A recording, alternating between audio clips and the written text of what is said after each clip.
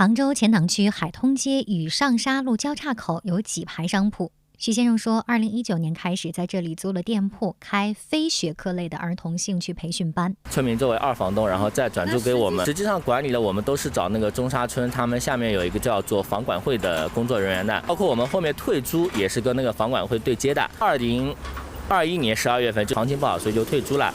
那同时他那个二房东也是退租了。那所以说我们当时退租就直接跟他们那个房管会就是直接跟房管会接触的。徐先生说，退租时大部分东西都搬走了，店里留了几台空调。退租的时候，我有4台空调，都是格力的，有1台吸顶机，3台是挂式的。然后当时因为就觉得拆麻烦，房管会的高总跟他说，我说我这个空调呢先放在这边，如果说你们后续有租客需要的，那你就帮我转掉；如果说他们不需要的，请你打电话通知我，那我来拆掉。那当时他是就是同意的。徐先生说，等了大半年一直没有消息。前段时间路过这儿，发现原来的店铺已经开了一家儿童绘画培训机构。他想起了空调的事情，我打电话给房管会，然后他们就说不知道。我跟新来机构都核实过了，我说那个你们来的时候有没有空调？他们说没有的。所以我认为这肯定是他们内部人员处理的。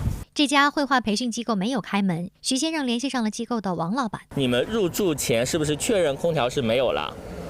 没有的，你可以就进去看，我们新空调都放在那里，你牌子都可以看得出来的。空调没有看到一台，钥匙我就放在那个面店的那个老板娘这里，你们可以打开，可以去看的。经过王老板的允许，徐先生借了钥匙打开了门，可以看到几台空调的牌子都不是徐先生之前说的格力牌。然后呢，这里是放了一台吸顶机，大家可以看到，就是说4个架子都还在啊。然后呢，教室格局都没变。那么徐先生的空调去了哪儿呢？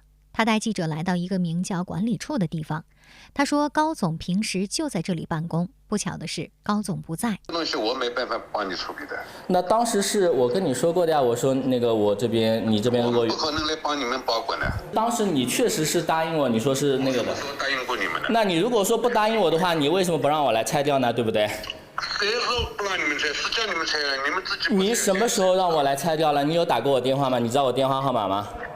我不知道你的电话。房租到期之前，你该拿的东西不拿走，你不拿走这个东西不要来跟我说。您好，我是那个浙江电视台1818黄金眼的记者。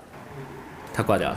记者用自己的手机拨打高总的电话，对方没有接听。找到杭州钱塘区下沙街道中沙社区居委会负责租房的葛副书记不在，他在电话里做了回应。这个房子呢，以前呢是我们社区租给一个二手的房东，其实不，然后呢，他呢就说是可能经营不下去了，关掉了，去年年底就已经还给我们了，给我们社区了。比方说前面那个经营户啊，比方说东西放着，那也不可能让他无限制的放下去的，这是一个。第二个，我问了那个工作人员，他说也没这么回事情。东西也没放的。我当时口头委托过这个，没有。葛副书记介绍，所谓的高总其实是社区的工作人员，所谓的房管会是社区负责出租公建房的招商部门。那这个空调是咱们社区这边处理掉的吗？